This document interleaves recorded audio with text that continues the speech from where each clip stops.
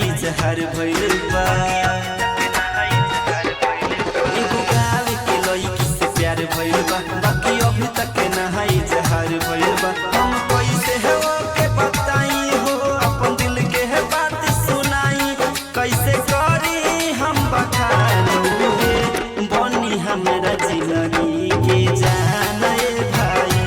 उहे बनी हमरा जिंदगी के जान भाई। बनी हमरा जिंदगी के जान भाई। Presented by Vinita Films Production.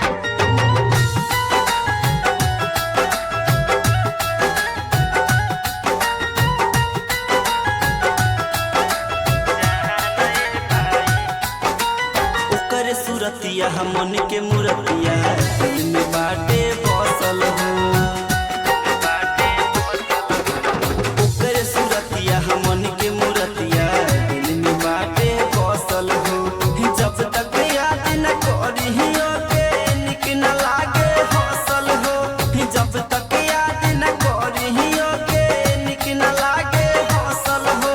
निक न लागे हौसल हो। कैसे कहीं हम ओकर से प्यार भइल बा, बाकी अभी तक नहाई जहर भइल बा। देखतानी के होई भेट भेट, देखतानी के होई भेट भेट, बाकी ना होला उहे बनी हमरा जिंदगी के जान भाई।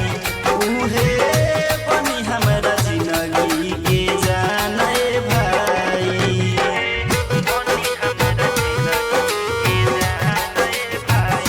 Presented by Vinita Films Production.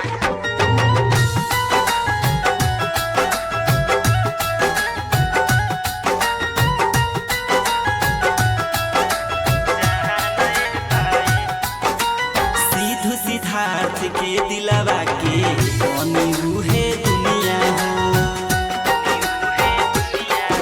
मनोहर अमित के दिलवा के बनी रूहे दुनिया हो।